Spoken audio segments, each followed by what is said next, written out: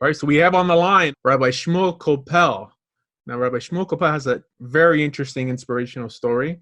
He's traveled the world, and he was a Chabad rabbi in New Zealand. So, Rabbi, how are you doing this morning or this afternoon where you're in Tzfat? Baruch Hashem.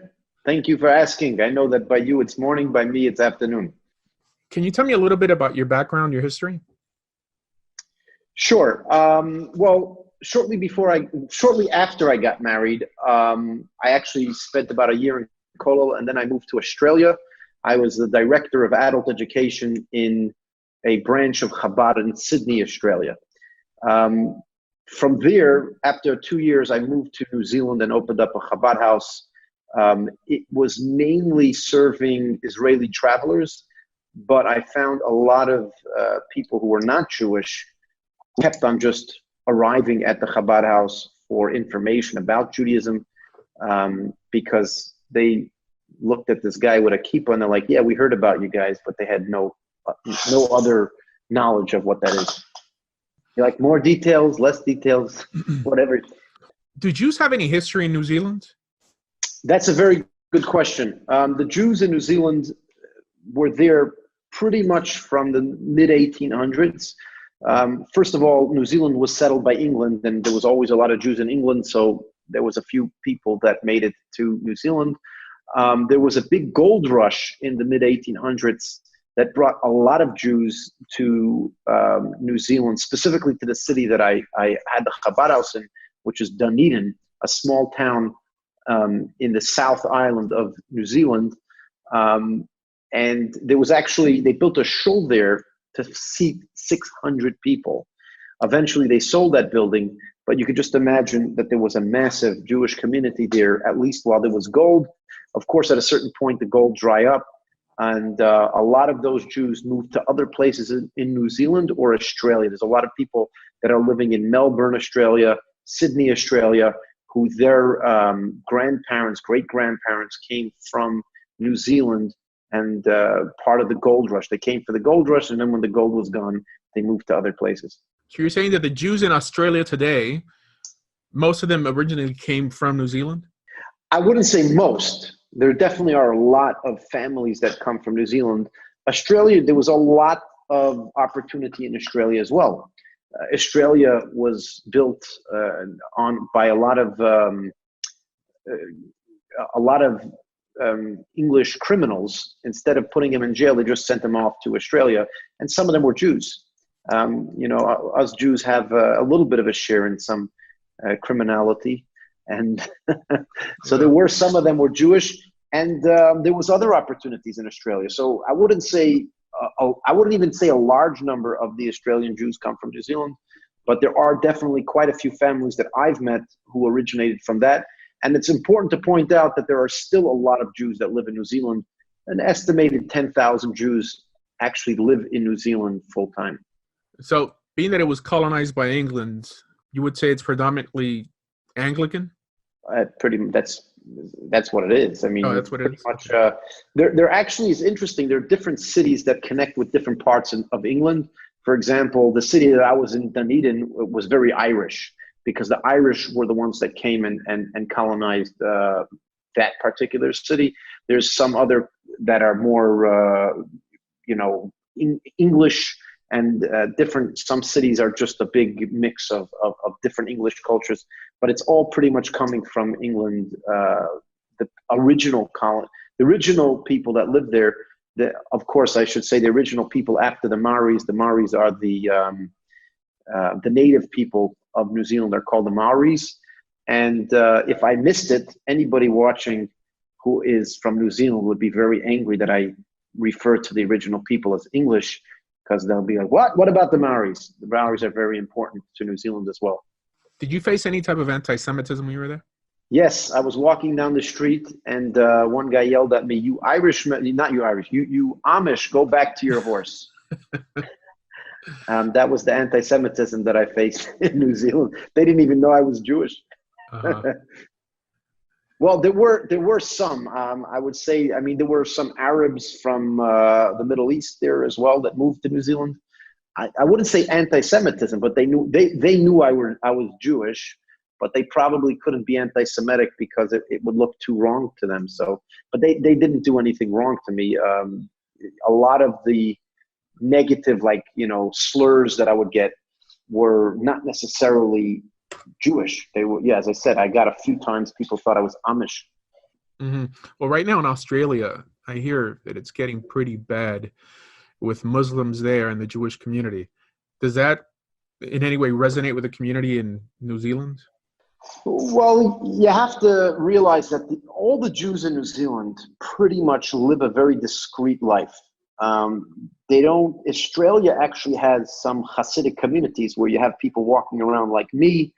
You go to Melbourne, you'll think that you're in Borough Park.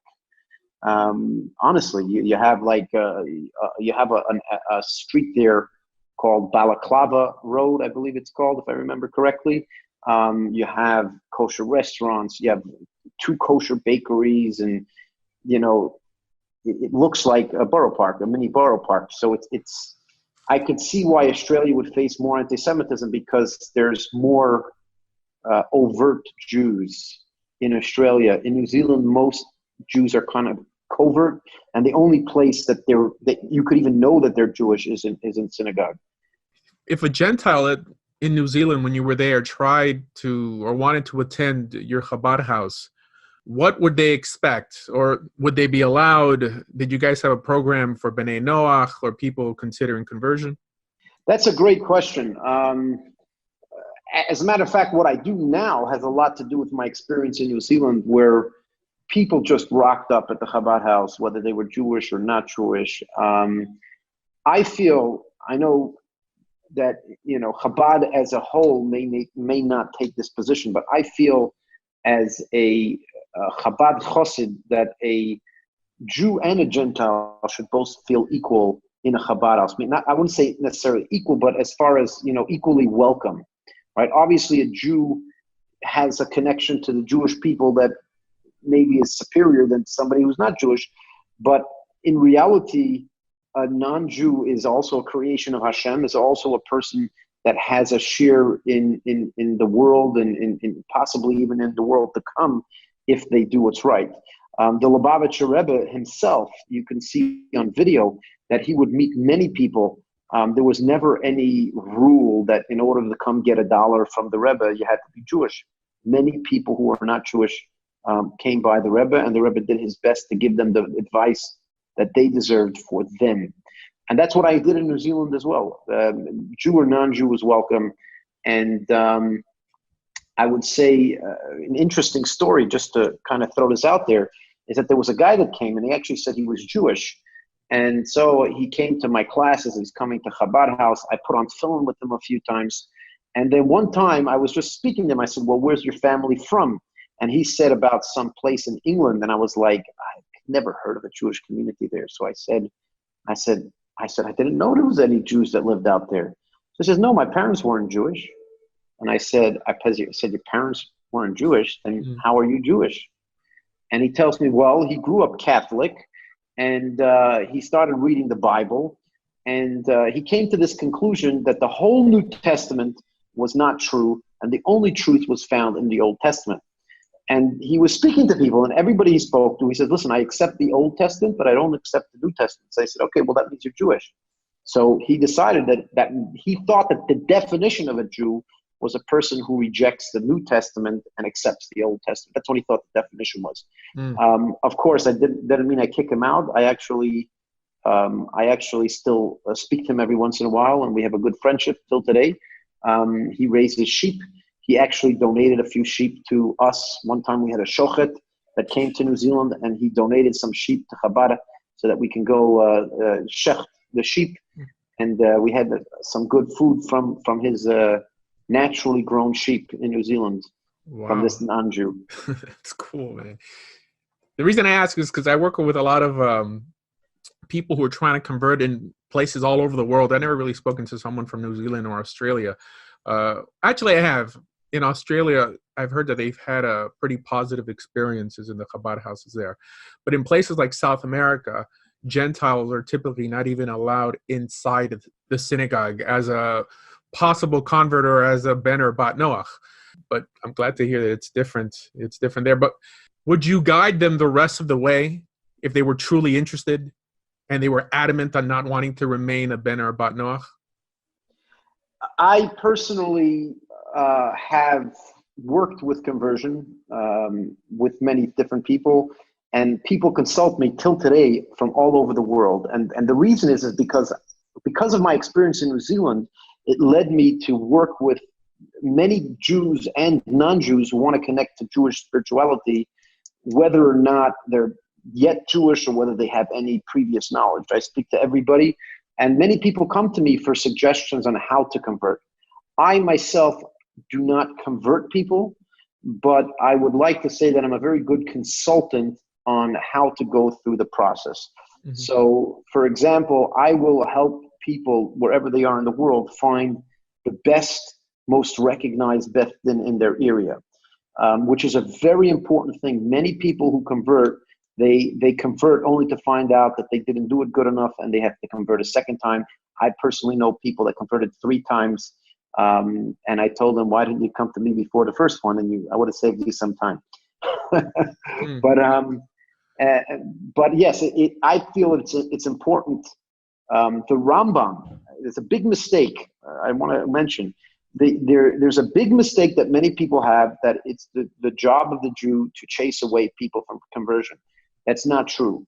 The Rambam clearly says that you're not supposed to do that. You're not supposed to chase people away from Judaism, because then it feels like you yourself think that it's a bad thing, and then it makes Judaism look bad. You're not allowed to just chase people away from becoming Jewish. What you are supposed to do is, first of all, I would say what you are supposed to do as an individual, if you don't know anything about conversion, the first thing you should do is send somebody to a rabbi. Don't think that I'm going to be the guy to chase him away, because that's not your job. As an individual, anybody watching here, somebody approaches you for conversion, if you don't know what you're talking about, say, I'm sorry, I don't deal with this. I think you should speak to this and this rabbi, and send him to a rabbi. If you are a rabbi and people are approaching you, you're not allowed to chase them away. What you can do is you could forewarn them that it's not an easy task. And one of the things that many Beth Dins tell people is that according to Torah, if you're born not Jewish and you properly keep the 7 laws, God is happy with you because you did what you're meant to do. But if you choose to become Jewish and then you don't follow the full 613 rules, then God perhaps will be upset with you, right? And so by converting, you could actually do damage to yourself. So it's for warning them. You're warning them that if you're gonna become Jewish and you're gonna follow the Torah and keep the mitzvot, then of course it's a great thing. But you also need to be warned that if you don't, it's actually better that you don't become Jewish than to become Jewish and not follow the commandments. And that is a warning that we give people who are converting. And different rabbis do this in different ways. But the idea is not to chase them away. That's number one. It's about forewarning them about that it's not an easy process. It's a difficult process. And it's also a good chance to teach them the Sheva Mitzvahs Bnei Noach, because many people that want to become Jewish, they don't want to become Jewish because they're interested in wrapping tefillin every day. They're not becoming Jewish because they don't want to drive a car on Shabbos. They're becoming Jewish because that is the best place they found spirituality. And there's a lot of deep spirituality that they could connect with without becoming a full Jew. And if you don't mind, I know I don't want to take too much of your time, but I think it's important. I think it's important to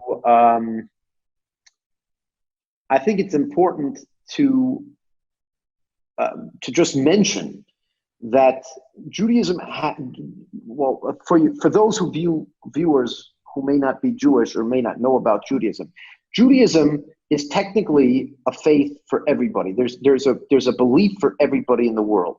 However, within that belief, there is Judaism believes that the nation of Israel were commanded more commandments than everybody else. So we have a specific job that is more intense than an average person on this world.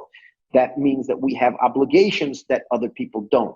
So there are some obligations that are for everyone, in the whole world, and there's some obligations that are only obligated. You're only obligated if you are in fact Jewish, right? And that's why there's a big difference. If you convert to becoming Jewish, that means you are taking on all these extra obligations. Whereas you can follow Judaism without being Jewish.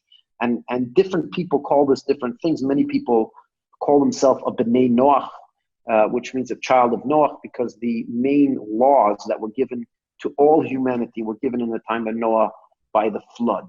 And that's why many people call themselves B'nai Noach, or some people, I say, you're following Judaism even though you're not Jewish, and it's perfectly fine, right? And that's what's important. So we're not talking about a person who says, I love the teachings of Judaism and I want to follow the ways of Judaism. You can do that, and there's a lot to learn and a lot to follow and a lot of deep spirituality that you could connect to, but not converted to Judaism. And then some people say, no, that's not enough. They want to go further. They want to take on this crazy, intense lifestyle that Jews go through. Then they also could convert and actually become Jewish and take on the additional requirements. Mm-hmm. I'm glad that you gave that response. I mean, most rabbis don't hold like this in accepting a potential convert with a warm embrace. I don't subscribe completely to it. I mean, I don't believe Jews have an obligation when someone comes to convert to offer them 7 laws. But as long as there's an option, if the person persists, I mean, I'm glad that there are rabbis out there who are willing to help that potential convert the rest of the way. But for example, if you found out, God forbid, that your grandmother wasn't halachically Jewish, would you reconvert to Judaism or would you remain a Gentile? That is a very good question. And in fact, I can't answer you. I can't answer you honestly because I was never put in that position. Mm-hmm. Again, I personally love the spirituality of Judaism, and I love a lot of the rituals and requirements. I can't say I love them all, right? And if I was put in a situation where I can kind of still have a lot of the things I love about Judaism without the requirements that I don't necessarily like, I can't really tell you conclusively what I would choose. Mm-hmm. I can't. Because in terms of spirituality, it sounds it sounds from a rabbi like, wow, but I think that would be the only honest answer. I can't know. I respect that. In terms of spirituality, it's never really been that appealing for me. In terms of ethics, it's been very appealing. And I think there's a bulk of the college crowd that is looking for an ethical outlet for their life. And they're finding it in other places outside of religion, in secular causes, in environmental causes. So the way I explain it is that there is no ethical system that can outdo the Taryag Mitzvot, our commandments, what was given through Moses on Mount Sinai. I mean, spirituality aside, so the way I see it, the more opportunities you have to do good in this world, i.e. the more mitzvot you have, the more good you end up doing. The less mitzvot you have, the less good you end up doing. Now, I understand that from a Kabbalistic perspective, it takes a different spin. It's not necessarily about doing good, but it's about elevating sparks. It elevates everything to a mystical level instead of a practical level. Now, I don't think the average person looking for religion has that at the forefront. So this is why I think that someone who keeps more commandments is closer to God. He's got a bigger chalik, but not just in this world, but in the next world, the bigger portion in this world and the next world. And it's not on the same level with someone who just tries to live by 7 laws and tries to really eke out even a spiritual existence with the little that they have for the Gentile in the Jewish world, which is not much, right? I mean, the whole notion of the Sheva Mitzvot is not even a solid idea. It seems that Chazal were debating if it was less, if it was more commandments, exactly what is a Ger Toshav. And I understand that post the Rishonim, it takes on a different life, a different image of itself that it didn't have pre the Rishonim. So then I just want to intercede here. There's a few things that you basically touched on, a few very important topics, and you probably have more concepts that you want to say, but I want to kind of respond to some of these things. First of all, you kind of split ethics from spirituality, and I think that it's very important to point out why you split ethics from spirituality. Many people look at spirituality as this type of escape of reality, this type of I got out of this real world and I experienced something beyond. Now, from a Kabbalistic perspective, that's not necessarily the case. Okay, from a Kabbalistic perspective, you accomplishing something is a major. It's a major spiritual thing. So, for example, if you I'm not a Kabbalist, by the way. That's fine. If you, for example, were Thomas Edison and you invented electricity and the whole world changed because of you, and so much goodness comes out of that, well, that is a major spiritual accomplishment. One of the things that I work with people is to realize that spirituality, ethics, morality, personal motivation, meaning and purpose, all of these things are intertwined with each other and how you see the world from a spiritual perspective. And I think that it's something where Kabbalah is unique to other spirituality. You take some of the Buddhist ideas, for example, and I've worked with a lot of people that come from that, is that they all tell me that it's a very good escape. It's a very good about kind of taking yourself out of this world. But then once you face life in reality, it's just as bitter. You need to be in this reality because you're forced to be in this reality that is not as cool as the spiritual reality. Whereas from a Kabbalistic perspective, it's actually, you're getting a lot of phone calls today. From a Kabbalistic perspective, what you do and what you accomplish in this world, how you make money, what's your business, these are all spiritual concepts. Right? Some people say, oh, there's no, spirituality has no connection with money. It does. If you are following your spiritual path, everything should fit. So for example, if you need to live in order to do Torah and mitzvot, and in order to live, you have to make money, well, then you're making money as part of your spiritual path, right? Now you have a choice. You can make money by doing it honestly, by doing it not honestly. You can make money by selling one product or a different product. And these are spiritual choices. Which product do you choose to sell? How do you decide which product to sell, and how do you actually sell it? Right? Do you market it in a completely transparent, honest way, or is there a little dishonesty inside of it? Every single aspect of a person's life has a spiritual dimension to it, and that's essentially what I try to get people to realize. That every aspect of life is a form of spiritual ritual.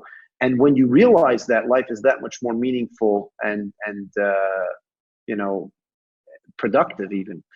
I have somebody that came to me, and after a few weeks, he says, Rabbi, I don't know why, but it seems to me ever since we spoke, I'm making more money. And so he thought that I did some magic trick, and I went poof and got him to make more money.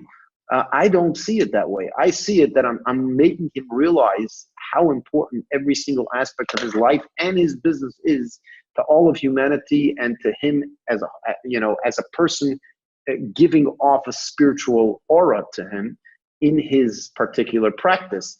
And that's why he's making more money, because people are sensing that they're getting more, and so they're coming to him more, and he's building more clientele and etc. His employees are following his order. He mentioned this. His employees listen to him better because they see that he's about a higher purpose. He's not just about making money. And all of this actually, according to that particular person, said he started making more money off of that. And he thought it was some hocus pocus that I did, but I'm not one of those Kabbalists. I'm not a hocus pocus Kabbalist. I don't say some fancy names and all of a sudden money's going to pour from the sky. I'm not a Kabbalist at all, and I typically gear people to a more rational perspective of Judaism, mainly the perspective of the Rambam. The Rambam is probably the most... People say that Rambam was a Kabbalist. People say many things, but at least according to this text, it seems that he was very practical and he was very earthly minded. In other words, he believed that the way you made the world a better place is by keeping mitzvot, by physically keeping mitzvot. Now, I understand that the Kabbalistic world ran with that in a different direction. But I mean, as an ambassador of Torah, my goal in the Torah I teach is to ground people in Torah Shabbat, in the 5 books of Moses, and ask, what does that prescribe for humanity? And it seems that when it says in Parshat Re'eh to choose life, to choose Torah, that you shall live, right? It says that if you don't choose Torah, i.e., what we call today conversion, you're on a path to destruction. And this is reiterated by the Rambam in Surabia, like in the laws of Gerus. It says that we don't overburden the convert who comes asking questions too much, lest he turn from the good path back to the bad path. In other words, Let me better. ask you a very, Sure. I want to ask you a very challenging question. Sure. Who do you think is better, Oscar Schindler or somebody, an average Joe Schmo that is in the Orthodox community? Who do you think is better in God's eyes? That's a good question. Now here, we're not comparing apples with apples. You're comparing apples with cupcakes, right? You should ask me, like, who do I think is better, an ethical Christian or an unethical Orthodox Jew? Right, but the reason I'm asking this is because right now we're not talking about Christian versus Jew. We're not talking about Muslim versus Jew or atheist versus Jew. We're talking about a B'nai Noach versus Jew, right? And that's why I'm asking this question. And the reason I'm saying this, from a Kabbalistic perspective, they believe that as long as a Gentile keeps the Sheva Mitzvot, because he received them through our tradition, right? He's considered one of the Chasidei Umat Olam. He's considered righteous among the nations. Now, that's just one opinion, but that the Rambam holds to. Now, Rabbi Eliezer and Beit Shammai didn't really believe that. This is why the actual halakha conflicts with that, because it says that when someone comes to convert, we tell them that only Israel has a chelik in Olam Haba, to encourage him on. All right. So the Rambam is a codifier, so he's bringing down opinions from both sides. I mean, he's codifying Divrei Sofrim. In my opinion, the person who does more good pleases God more. That's it. Right. Now, whether you have the title Jew or not. However, it's really a catch-22, because you're not going to want to do good unless you believe that these laws you're trying to emulate came from a perfect, omniscient, omnipotent author. But the question is, which is another interesting question, is belief important? Is it more important to what you do and what you accomplish, or what you believe? What you do. And it's not a black and white situation. At the end of the day, when you believe something, it stays in your mind. It doesn't have an impact here in the world. What you do has an impact. And that's why the reason I'm saying this, because I want you to realize that when I say a B'nai Noach could connect to a spirituality in Judaism without becoming Jewish, what I'm trying to say is that very often a person who is not Jewish could accomplish things that a Jew cannot accomplish. I personally, if you ask me on a personal basis, I actually try to encourage B'nai Noach people to specifically stay B'nai Noach. And the reason for that is because right now there are a lot of Jews in the world, a lot of people keeping the Torah and mitzvahs. And so if you add one, it's very nice. You're now going to be doing Torah and mitzvahs. But what about the reality out there that if you stay B'nai Noach and you convince other non-Jews to start following the way of B'nai Noach, that is actually something that's much more needed in the world. It's much more needed today to get people to follow B'nai Noach than it is to get people to be Jewish, right? Because again, according to Judaism itself, if a person's not Jewish, we don't need more Jews to wrap tefillin every day, right? There's a specific amount of Jews. However many Jews there are in the world that are putting on tefillin, that's how many Jews need to be putting on tefillin. There are more laws than just ceremonial laws in Torah. I mean, there's ethical laws as well that supposedly not incumbent on a Ben or Bat Noach. But again, the laws are requirements, which means you're forced to be in a certain thing. And also, if once you're Jewish, if a man is Jewish, he has to put on tefillin every day. He has to keep Shabbos. That also will give him a stigma that, oh, you're a Jew, right? And by having the stigma of you're a Jew, well, you might have an impact on other Jews, but will you be able to draw people out from outside?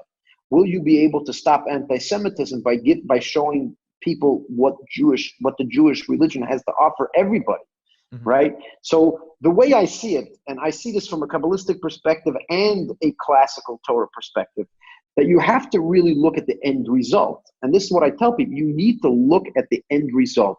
At the end result, how are you having a bigger impact? How are you making Hashem's name more known in this world by being Jewish or not Jewish? If you make the decision that you could have a bigger impact by staying not Jewish and by encouraging others, I think it would be wrong to actually become Jewish just so you personally perhaps could be able to do more mitzvahs. But then, so you're saying that the world would be better off if we had less Jews and more Gentiles? I wouldn't say less Jews. I think however many Jews need to be in the world, God will make it in the world. I mean, every Gentile is a potential Jew, no? Hitler killed 6 million of us, and only 60, 70 years later, we're closing in on the number of Jews that were before the Holocaust, right? We can grow back. God doesn't. If there's no difference between a Gentile who converts and keeps Torah and somebody who's born Jewish and keeps Torah, then you're saying, because you said earlier that the world needs more B'nai Noach, right? So then what you're saying is that the world needs less Jews or potential Jews. No, what I'm saying, first of all, if there's more B'nai Noach, it doesn't mean there can't be more Jews too. What I'm saying is that the world needs more non-Jews to be following the B'nai Noach. We need there to be a community where such people can get together. I actually just got off, right after I spoke to you last week, I actually spoke with a guy. I don't have his name here. He actually runs a B'nai Noach center, right? He's not Jewish. He runs a B'nai Noach center, and I was very impressed with him. And the reason I was so impressed with him is because, he was telling me, and this is the same thing I have. There's a lot of people around the world that realize that they're B'nai Noach, and they feel extremely lonely. They don't have community. Right. So what happens is that you have in some cities 5 B'nai Noach, and they're all in different places, and each one is lonely, and neither of them are really helping encourage more people to be B'nai Noach. Whereas you should convert. I mean, that's what the Rambam says. Like the Rambam in Hilchos Malachim says that they shouldn't be encouraged to create some sort of religion, but if they're serious about keeping Torah, they should just convert to Judaism. I haven't really seen that in those exact words. If I did, I perhaps would change my mind, but I did read the Rambam, and I didn't quite see that, where he suggests that if a person definitely wants to follow B'nai Noach and not convert, that's not, No. that's not the right thing. But if someone is adamant to not converting, like you don't force anyone to convert. And I'll tell you nowadays, it's rare to find someone who only wants to keep the Sheva Mitzvot B'nai Noach. Virtually all these Noahites typically just want to be Jewish, but because we have a conversion crisis, they're forced to in some way sit on the fence. But to, in some way, strengthen that crutch and make it harder for people to convert. I think that Kabbalistic Judaism nowadays is more Galut Judaism, a more biblical Torah-based notion of Judaism. I see that you haven't learned too much Kabbalah, because if you would read what the Kabbalists say, it actually says the reason why we're still in exile is because people don't properly understand the Kabbalistic tradition the way they should. And I also say that the reason that we're still in exile is because we haven't acquired enough converts. First of all, it doesn't say that clearly. It says that there is a suggestion that we do, and there's a lot of people that argue with that, and that's why rabbis are not running out trying to make converts. It's not so simple the way you say it either. There is a concept that we are meant to go to different places so that people could convert to Judaism. The question is if that needs to be a goal. When we're looking at the Messianic era, we're not necessarily looking at the world all becoming Jewish. We're looking at a Messianic era where people understand godliness the right way, and they follow the Torah the right way.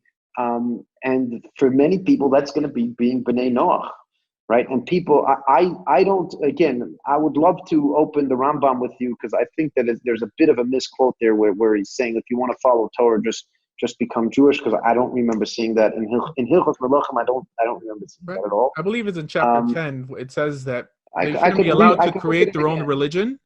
In other words, like create festivals for themselves, or right. So it speaks about it speaks about them not creating something outside of the Torah. That's what it says. Outside of the Sheva Mitzvahs.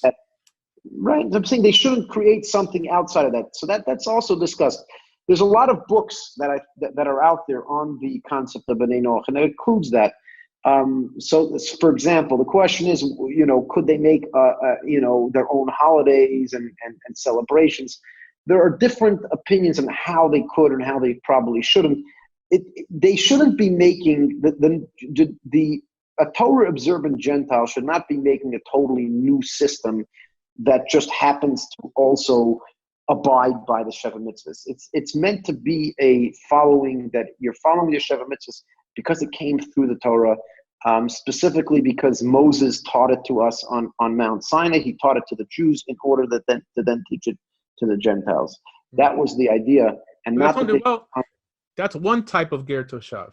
Well, the Rambam says that we don't offer them with the 7 laws. We compel the nations to keep them on threat of death. So this is clearly not something that someone should try to aspire to. Like if someone, it seems, according to the Rambam, that if someone wants a serious relationship with God, spirituality aside, I mean, mainly from the Torah, like if someone wants a serious relationship with God, it would behoove them to want to keep more mitzvot, right? Now, mitzvot are not just, like separating shatnez and you're wrapping tefillin. There's ethical laws that Gentiles or a ger toshav is not commanded to keep. That if more people kept them, the world would be a better place, right? I mean, there's no mitzvah to love your neighbor as yourself, to burn the evil from amongst your midst, to honor your parents. I understand the example that's typically given. Well, let's go back to Oskar Schindler. If Oskar Schindler were to be given retroactively, he would be given a choice that prior to World War II, he could have converted to Judaism and been thrown in the gas chambers together with the other Jews, or he could remain exactly who he was and do what he did. And you were to ask God which one he would prefer, which one would you say? Would he prefer that he converted to Judaism and died in the gas chamber, or that he maintained himself as a Gentile and saved thousands of Jews? So it sounds like you're saying that God predestined the Nazi persecution and in some way knew that everything was going to happen and that Jews had no way out of it. I don't think I said anything. I didn't. No, you're saying what that. No, I'm taking Oskar Schindler could have lied about being a Jew and done more good in this world. I mean, as you know, I'm talking about Schindler, one particular person. That wasn't the most ethical person on this planet outside of saving Jews. That's fine. Right? That's fine. Again. But to say that he couldn't have done more by feeling compelled to do more because he accepted the Torah, I think that's kind of creative. I just don't. Again, I'm taking a practical guy, Oskar Schindler. He has a choice. He can become Jewish and die in the gas chambers, or he can remain. So like if Oskar Schindler became Jewish, and 1,000 more or million more people like Oskar Schindler also became Jewish, perhaps the Holocaust wouldn't have happened. Again, you're looking at hypotheticals. I'm looking at a fact. Let's take one person. Try to. I mean, it's the same line of reasoning. Try to do it. It's not the same line, and I don't see it as the same line as reasoning at all. I think it is totally different. What I'm trying to say is that you have certain people who, in their Gentile capacity, perhaps, and again, I'm not saying for sure, I'm saying perhaps in their Gentile capacity, could do more good than they could as a Jew. Your question, which law of Noah propelled Oskar Schindler to save a life apart from his own? No particular rule required him to do that. Correct. So he went above and beyond. He decided to keep mitzvot that weren't applicable to him. Just like it would benefit the world if more Gentiles kept more mitzvot, i.e. ultimately 613 mitzvot that initially do not apply to them. Okay. But at the same time that the 7 commandments of Noach didn't require him to save the Jews at the risk of his own life. First of all, a Jew himself wouldn't either have that obligation. There's no obligation for a Jew to risk his own life to save another Jew. There's no such obligation.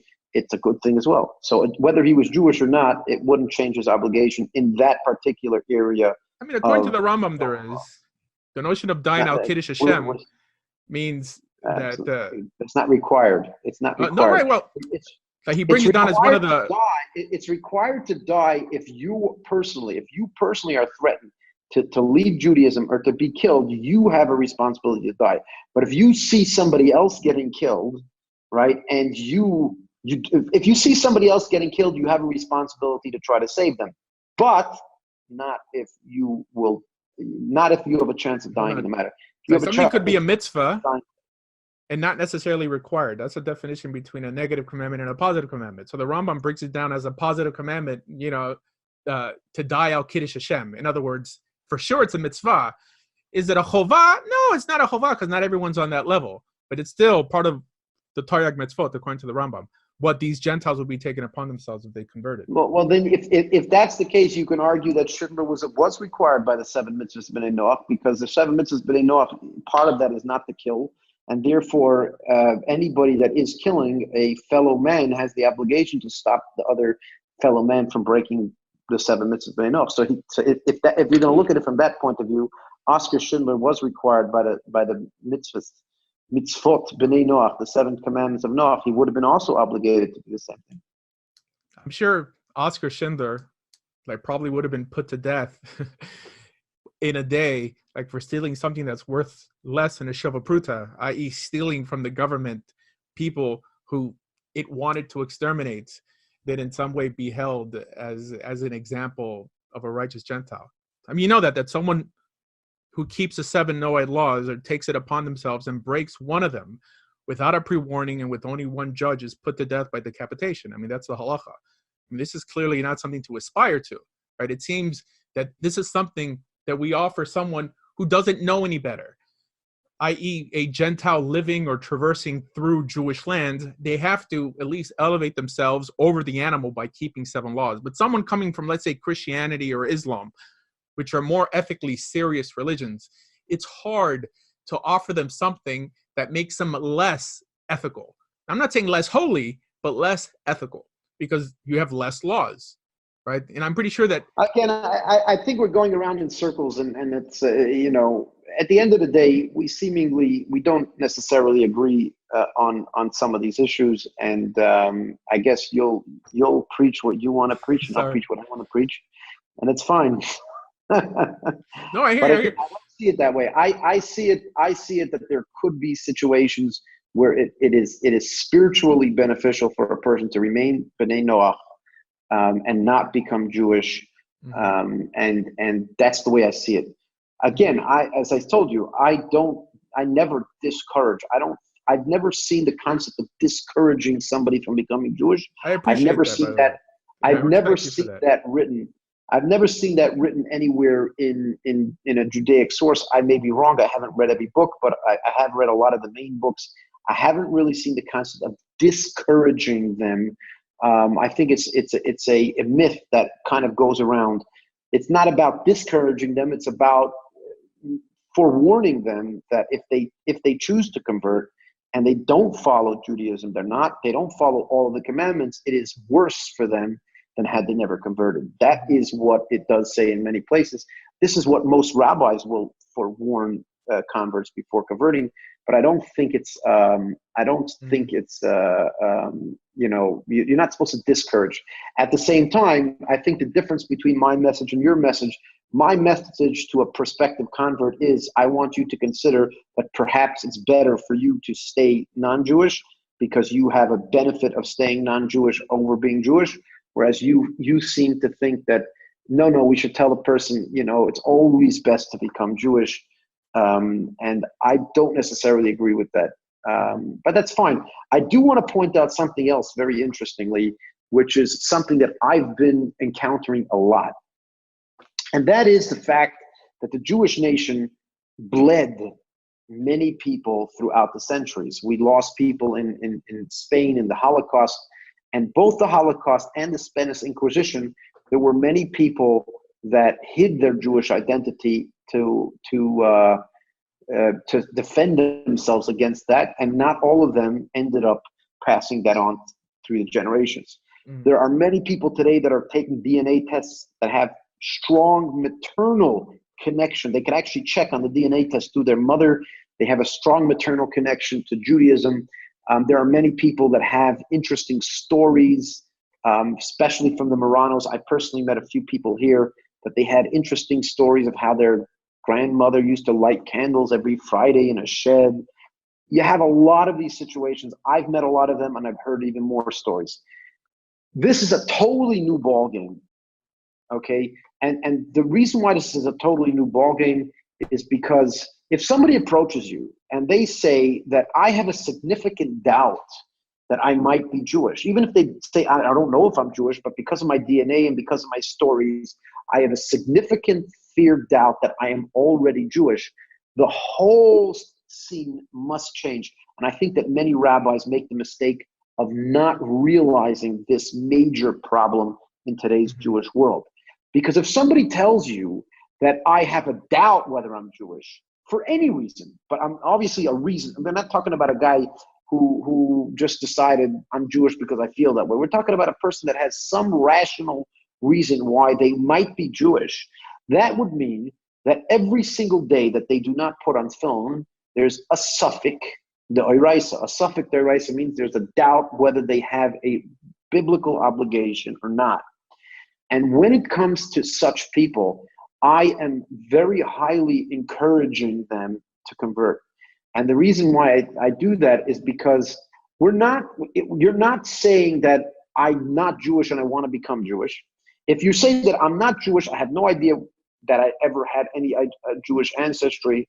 I actually have a person that I'm working with for a while already, and he has strong feelings towards Judaism, but he even took DNA tests and he did family research. He can't find any trace of Jewish blood. I said, okay, well, then you're B'nai Noach, don't worry about it. But I have another guy who he traces himself to a specific city, that specific city had a major Jewish community in it, and at a certain point in time, they were hidden. And he comes from that city. He connects with Judaism in a tremendous way. He hates anything that has to do with anything outside of Judaism. And he has a significant reason to think that he is already Jewish. So that's a different story, right? Because now if we don't convert him and he is Jewish, that means that he's going to be sinning every day of his life when he shouldn't be, right? I think that this is an area of conversion that a lot of rabbis don't consider properly, right? And this is very important because I'm not a fan of this, by the way. And I'll tell you what, because we're elevating blood over ethics. You're telling me that if somebody comes from Christianity or Islam and they're devout already, they want to accept Torah, they want to convert to Judaism, but they have no Jewish pedigree. While somebody who comes knows nothing about Torah, but finds a piece of paper that their great-great-grandmother may have been Jewish, that they should be given special treatment. It sounds like we're elevating blood over ethics, and I don't think that's the actual message in Torah. Chazal bring down the notion of a tinok shenishba, right? So a tinok shenishba, it's someone who has some understanding of God, but he was led astray by apostates, right? So the Rambam says that we should be patient with them and that we shouldn't run to kill them, although their din, if they deny Torah Shebiktav, is that they ultimately have to be killed. But he's saying that we should be patient with people who have some understanding of God, not an atheist or some college kid who's given a free trip to Israel on birthright just because he happens to have Jewish blood. I think this whole notion that blood matters is the last primitive belief that we have to get over, right? Intentions matter. But there's only one problem with what you're saying. If you were the one deciding what is ethical and what isn't ethical, that might make sense.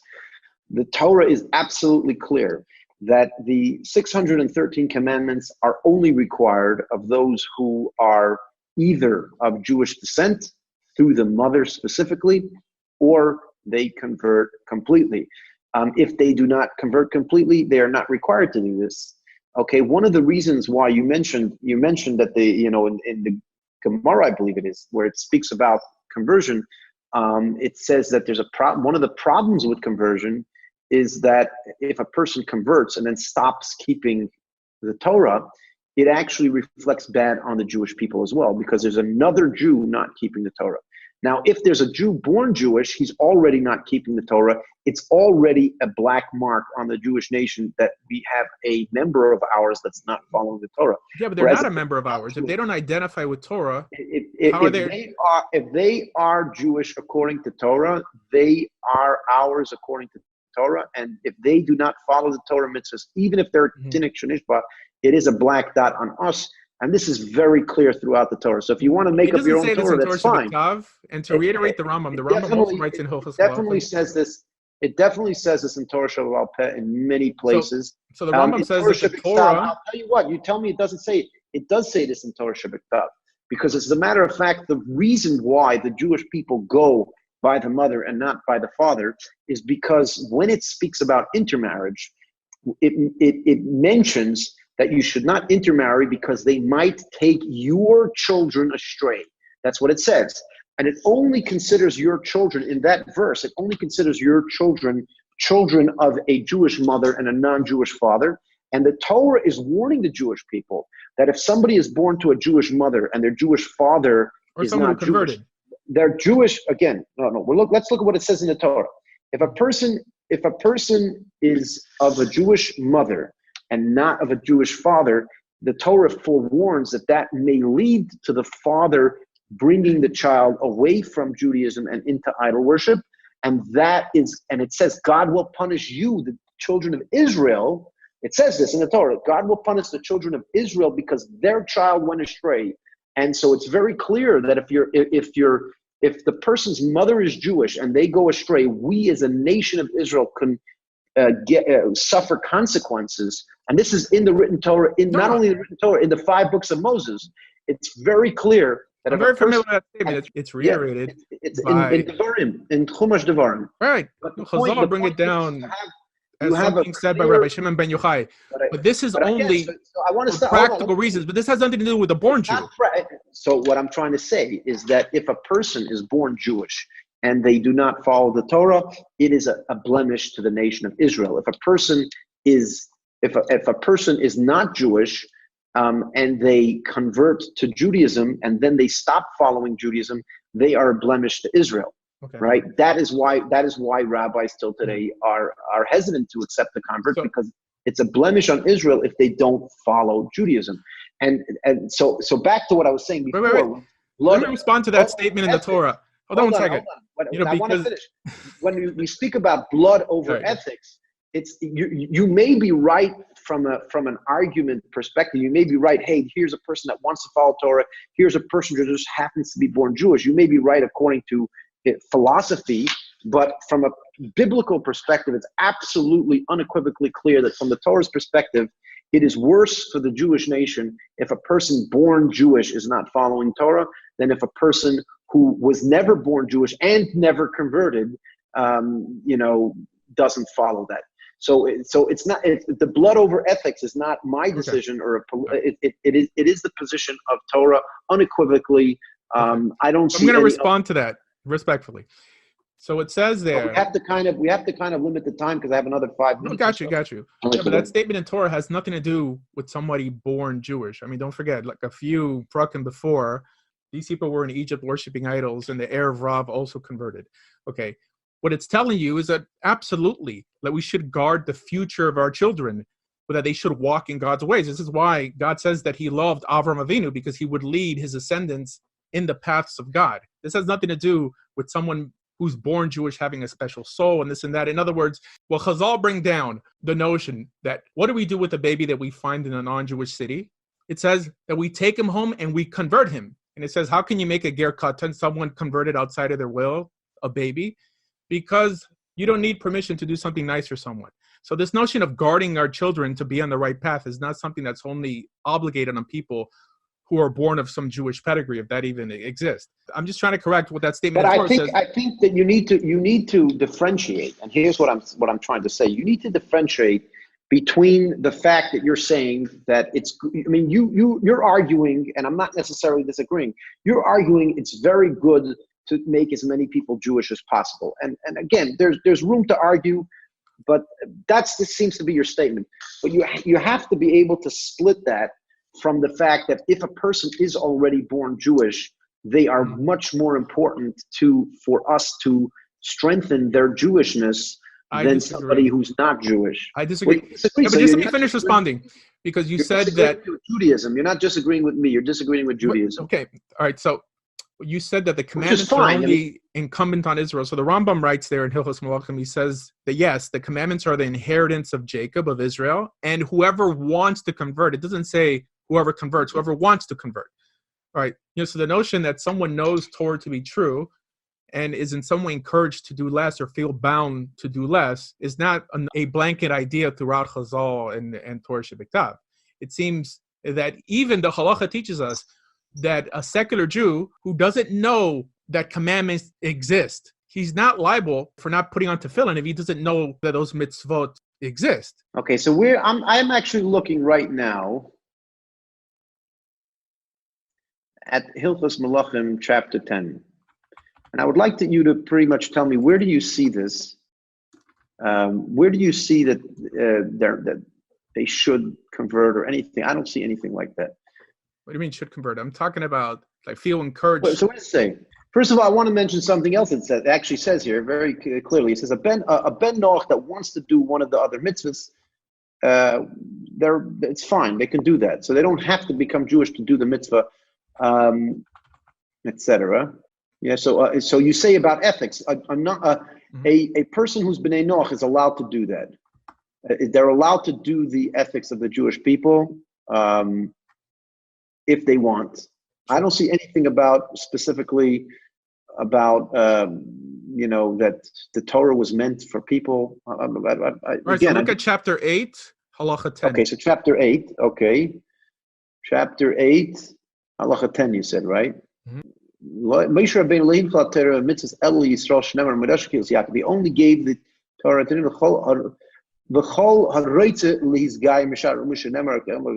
those who want to convert, right?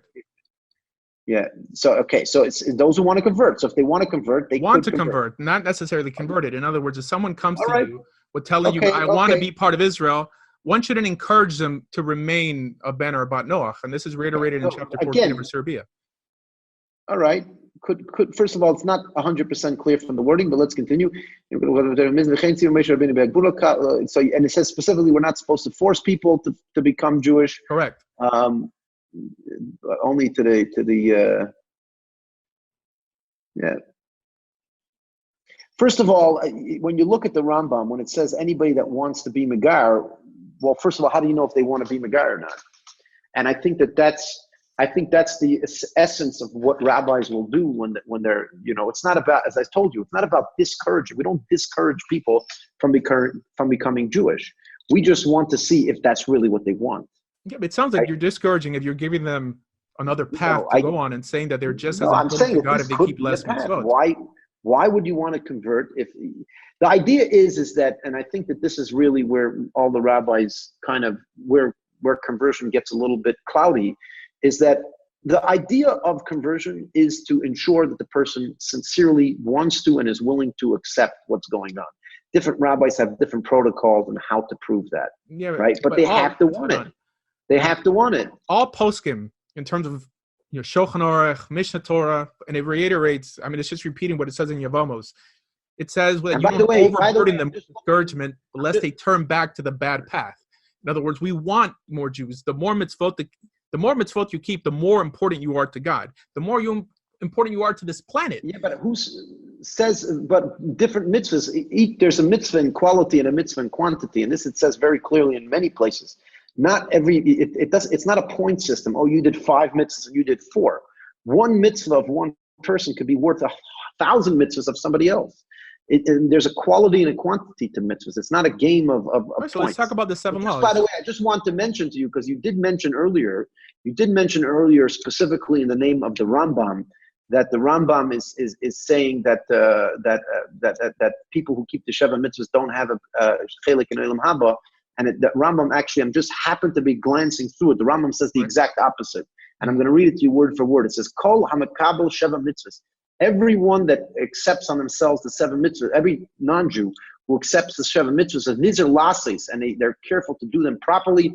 These are the righteous of the nations. Yesh loy chelik loylam haba, and he does have a portion in the world to come. Of course, he has to do that specifically because God commanded it, and not because he decided that these are good, reasonable things to do. But he's actually accepting this as from a higher authority from Hashem, etc. Okay. So Now, very clearly. So the Rambam in Asir Bia chapter 14, the fourth halacha, it says that we tell him that the world to come is hidden away for the righteous, and they are only the Jews. Okay, where is that? Hold on, where is that? It's in Asir Bia. In where? Asir Bia. What's that? Oh, Isurei Bia. Okay. Isurei Bia. Let's see if I can find that. There, here. It's a bit complicated. That would be I'm assuming it's in Ishus, right? In Hilchos Ishus? No, it's in Sefer Kedusha. It's in Sefer Kedusha. Oh, Sefer Kedusha. Sefer Kedusha. Isurei Bia. Which chapter? 14. Chapter 14. Which one you said it was in? Fourth halacha. Fourth halacha.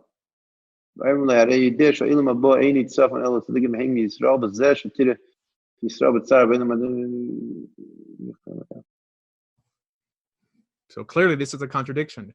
Why? First of all, it seems like a contradiction, but I wouldn't say 100% here because he's not.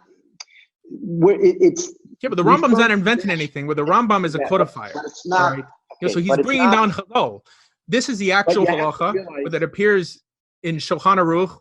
It appears in Masechet Yevamot, right? While Hilchos Malachim is his opinion of other midrashim that appear by Chazal. Stop. Why is Hilchos Malachim any different than Hilchos Isurei Bia? I want to tell you like this. Let me respond to that because the way you differ between what's a halacha and what's just a shita is that halacha tells you to do something. There's one problem that the Yad HaChazaka, the book of the Yad HaChazaka, the Rambam writes in the beginning is halachas, and everything in it was his halachic opinion. There's nothing in the book of Yad HaChazaka that is not his halachic opinion. All right. So in Mishneh Torah, he gives advice. Like, for example, in Hilchos Deis, he tells you don't eat fruit because it's unhealthy. In other words, there's medical advice in there, and only because it appears that halacha aleph or halacha beis, what doesn't mean it's an actual halacha. It is natural. It is an actual. No, it is an actual halacha. It's an actual halacha to treat you. It's an actual halacha to look after your personal health needs. It happens to be that the Rambam was a doctor and he knew what these needs were, and therefore, when he wrote his halachic work, he included things that he knew for a fact were how to properly care for your body. Right. So the Rambam also says that medical advice given over by Chazal could be completely disregarded. Why? Because but again, the book Yad HaChazaka that you're quoting, it clearly says in the introduction that it's halachas. It's specifically the halachas. I want to tell you two things. So we have this contradiction between what you say in Isurei Bia and what you see in Hilchos Malachim. First of all, if you look at an Isurei Bia is telling you what you're supposed to tell a potential convert. As you should tell them. That what you do. No, stop. Not what you believe. It's not saying fact. It's saying what you're supposed to tell them. That's number one. So that's halacha. Halacha deals with what you do, like not what you believe. Listen carefully. Listen carefully. Again, listen carefully.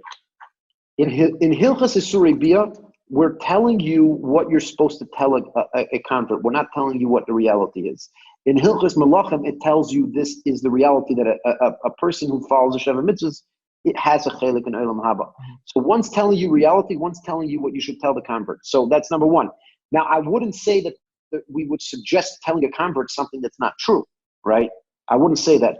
What I would say, and again, I think it's important to look at the Mefarshim, but what I would say based on my analysis of these two quotes that you brought is that when you're speaking to a convert and you say that only Jews have a portion in the world to come, it doesn't say only, it says only the nation of Israel and the other nations don't. And the reason it's saying the other nations don't is because the other nations is referring to their way of life.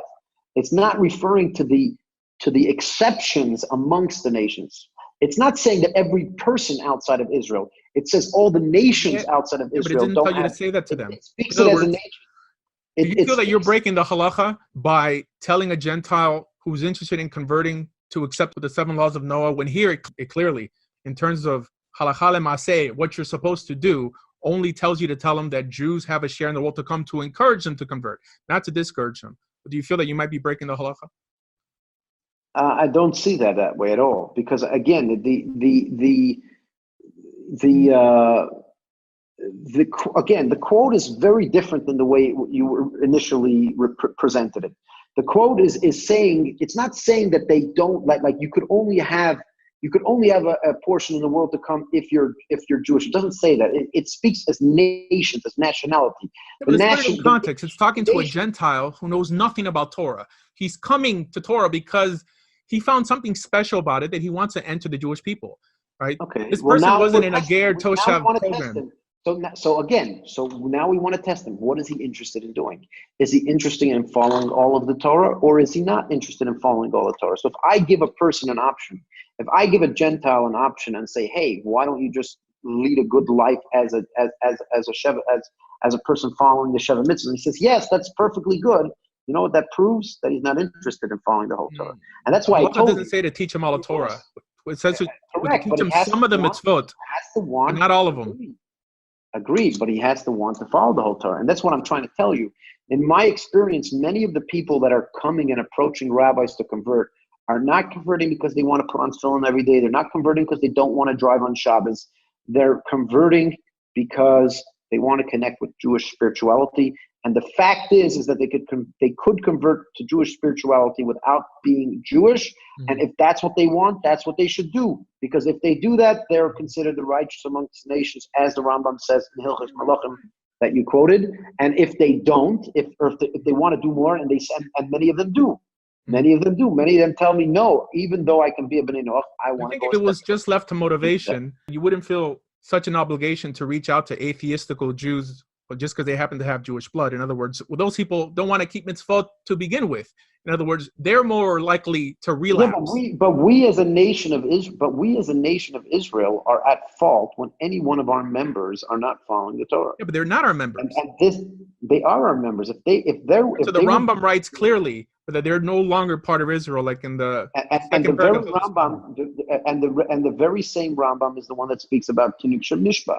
Correct. Okay, and many so you rabbis acknowledge that the Rambam says that basically atheistical Jews, Kofrim, are no longer part of the Jewish people. An atheistic Jew is not a kofar, and today, in today's day and age, most rabbis believe, including myself. I mean, a kofar is someone who denies God. So, I mean, by definition, he's a kofar. That's not true, by the way. But whatever. Anyways, I'm not going to get into it, and we're kind of going way over time, and I have another meeting coming up. No, at the end of the day, the way I see it is that if you're looking at people today, any person today that is born to a secular family, or even if they're born to an Orthodox family and they leave, it is not because they're really rejecting the Torah. It's either because they never learned the Torah, or they didn't properly understand the Torah, and they were drawn away by the awe or the glitz of the nations that exists today. And the vast majority of the big atheists in the world are Jews, are ethnic Jews. It's not necessarily. Sam Harris, Richard Dawkins, Christopher Hitchens, Carl Sagan. But they weren't Jewish. They weren't atheists because they learned the Torah and understood the Torah, and they rejected it. They were atheists because they understood the Torah as a false concept. So you're telling me that they're more special to God than, let's say, a Mother Teresa? I'm not going to deal with Mother Teresa right now. Or some Gentile who tries to do good. That an atheistical Jew who fights against the existence of God is more important to God. I am the one that says that Oscar Schindler is much more beloved by God than most Orthodox Jews today that sit here and follow the Torah. I'm the one that said that. You're the one that disagreed. But just on that point, because he wasn't keeping the Sheva Mitzvahs. He was beloved to God. I don't care. Even if he was emulating God's commandments in Torah. I don't care even if he broke the Sheva Mitzvahs. The fact, as I told you, mitzvahs, commandments have quality and quantity. We're not in a baseball game where you kept 3 mitzvahs versus 4 mitzvahs. 1 mitzvah of a person could be worth 1,000 of somebody else. It all depends on your level. And if you ask me, I think Oscar Schindler is much more beloved by God than most of the Orthodox Jews that spend their entire life wrapping tefillin and keeping Shabbos. That's the way I see it. And I say the same thing for you. You ask about the atheist Jews. Again, I can't even tell you. It could be God loves an atheist Jew more than he loves me.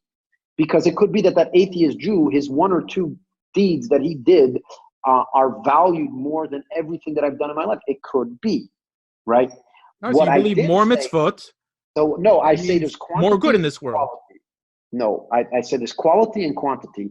We're not playing a numbers game of did you do 4 mitzvot or you did 5. Gentiles only have 7 laws. That's fine. Bound to keep. A Gentile could do something. A Gentile could do something in his life that is more value to God than everything that a Jew could do in their life. The only question is, and here's where I make my They do it in spite of being a Gentile. So what? A Gentile that says, in other words, like if they converted, they could do more. Obviously, take a Gentile. A Gentile says God created the world. He doesn't want people to kill each other, and therefore I'm going to risk my life to save people from getting killed. That is a very good thing. God loves that. That particular action could be more valued by God than everything that I've done in my entire life. Even though if you want to go quantity, I've done many more commandments than they did, but that doesn't necessarily mean that I did more in God's eyes than they did. It doesn't matter because there's a quality and a quantity. And it's important to realize this as well. What I did say is whether God wants somebody to be following the Torah or not. And to me, it's unequivocally clear from the Torah itself, and not from me, because I don't have a particular opinion. Maybe you're right that somebody who wants to more than somebody less. That's an opinion, a philosophical way of thinking. But it's unequivocally clear to me from the Torah that the Torah would prefer somebody who was born blood Jewish to follow the Torah than he would want a Gentile to convert and start following the Torah. And to me, that's unequivocally clear, and not only from God's perspective. Funny, I don't see it in Torah Shabbat or Torah Shabbat Peh. Okay, well, I quoted it for you. This is why the Kiruv movement is really less than 100 years old, right? Because I don't think Chazal cared about your past. Because before 100 years, there wasn't such a big movement. The secular movement, the Enlightenment movement, pulled a lot of Jews away from Judaism for the first time. There was never a time in Jewish history prior to about 150 years ago where a majority of the Jews were non-observant. Today, majority of Jews are not observant. I think Chazal had no problem with pushing people away who happened to have Jewish mothers just because they were detriment to Torah and the Jewish people. In other words, teaching foreign ideas. Chazal didn't care who your parents were. They cared like if you wanted to follow Torah. This is why I disagree. And we have to end the conversation because we're running. We already went way over. But again, it's a good conversation. It's an interesting conversation. We definitely disagree on certain areas, but that's life. Overall, I respect what you do. If there's 2 Jews, there's 3 opinions. And me and you, because we're very opinionated Jews, because me and you are very opinionated Jews, therefore me and you have a lot more than 3 opinions, right? So there's 2 Jews, there's at least 10, 20 opinions out here. Anyways, I appreciate you, man. Okay, and keep up the good work. You're a life coach, you're a counselor, right? And ultimately, you're bringing people closer to Torah, and you don't even know it. And I'm sure you'll do a good job as well. Zrat Hashem. Okay, all the best. Okay, be well.